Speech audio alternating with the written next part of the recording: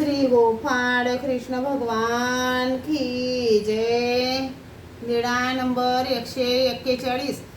श्राद्ध जेवणाच्या अपराधाबद्दल भट्टोबास व नाथोबांना शिक्षा। पण एके दिवशी सर्वज्ञांना सकाळचा पूजा अवसर झाल्यानंतर सर्वज्ञ आतील ओट्यावर बसलेले होते।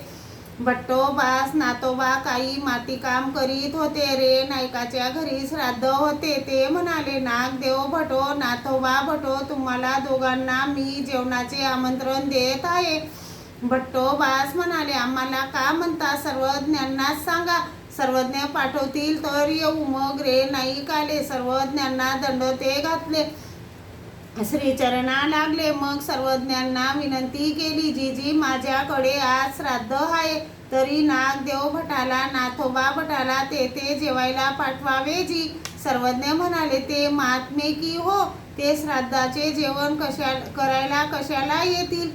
रे नाईक म्हणाले, सर्वज्ञांनी पाठवले तर येतील। सर्वज्ञांनी म्हटले, ते जर येत असतील तर आम्ही का पाठवणार नाही? तसेच ते आले। नागदेव भट हो, नाथोबा भट हो, मी सर्वज्ञांना विनंती केली हो। बरं, ठीक आहे। मग रे नाईक गेले। भट्टोबास व नाथोबांनी मातीकाम केले आणि आंघोळीसाठी गंगा नदीवर गेले। आंघोळ करून येत होते तेव्हा दाराच्या अलीकडे रे नाईक भेटले। रे नाईक म्हणाले, चला चला नागदेव भटो, नाथोबा भटो, सर्व तयारी झालेली आहे, ब्राह्मण आले आहेत। भट्टोबास म्हणाले, आम्ही सर्वज्ञांना दंडवत करून येतो।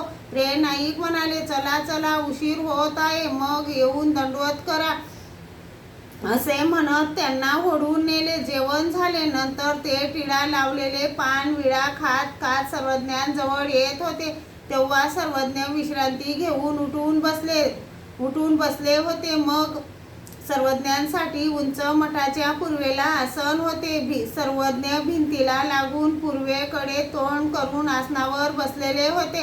त्यांना येताना पाहिले आणि सर्वज्ञ म्हणाले, नायका, दार बंद करा, यांना आत येऊ देऊ नका। औसा हर्षित झाली। औसा म्हणाली, आत येऊ नका रे, तुम्हाला सर्वज्ञांनी दाराच्या आत यायला मनाई केली म्हणून दार बंद केले। ते म्हणाले, आऊ, आम्हाला आत येऊ दे, आमच्याकडून काय अपराध झाला ते विचारू दे ना रे, आत येऊ नका, तुम्हाला सर्वज्ञांनी दाराच्या आत यायला मनाई केली।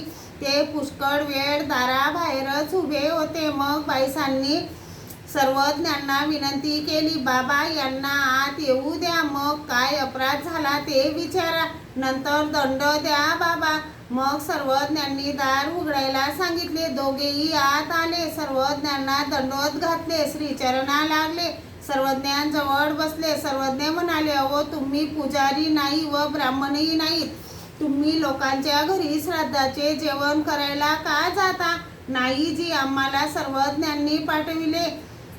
सर्वज्ञ म्हणाले, आम्ही तुम्हाला केव्हा पाठविले? ते म्हणाले, नाही जी, आम्ही नायकाला विचारायला सांगितले होते। सर्वज्ञ म्हणाले, ते एका अर्थी आम्हाला साकडे घालणेच की काय करावे काही नाही हे आपणच समजून घ्यायला पाहिजे। हो जी, तरी काय शिक्षा द्यायची ती द्या। सर्वज्ञ म्हणाले, राजमठावरून उड्या घाला। सर्वज्ञ जास्त उड्या म्हणायचे, ते मात्र थोड्या म्हणायचे, असे 25 उड्या घालायचे ठरविले। सर्वज्ञ म्हणाले, मागे पाय लागू द्यायचे नाही व जमिनीवर हात ठेवायचा नाही। ते म्हणाले, हो जी। मग दोघे उड्या घालू लागले। उडी घालताना एक तर हात टेकायचे किंवा पाय तरी मागे लागायचे। सर्वज्ञ म्हणायचे, ही उडी गणतीत नाही, पुन्हा म्हणायचे, ही उडी पण गणतीत नाही। अशा रीतीने दुप्पट उड्या घातल्या गेल्या, परंतु एकही उडी गणतीत बसली नाही। मग बाईसा म्हणाल्या, यांनी पुष्कळ उड्या घातल्या, परंतु सर्वज्ञांच्या गणतीत एकही उडी आली नाही, तरी दुसरी कोणती तरी शिक्षा द्या। सर्वज्ञ म्हणाले, हो का, तर मग घाला 500 दंडवत। मग दंडवत घालू लागले। बाईसा म्हणाल्या, बाबा, अर्धे दंडवत मी घालू लागू? सर्वज्ञ म्हणाले, बाई घाला। सर्वज्ञांना दंडवत बाईसांना बाईसांना दंडोताचा सराव होताच. बाईसांनी अर्धे दंडोत घातले. त्यांनी दोघांनी मिळून 250 दंडोते घातली. अशा प्रकारे सर्वज्ञांनी ते श्राद्धाचे अन्न पचविले. सर्वज्ञ म्हणाले, काय हो, भूक लागली का? मग पाणी भाताचे जेवण करविले. सर्वज्ञ म्हणाले, तुम्ही महात्मे की हो, श्राद्धाचे अन्न जेवू नये.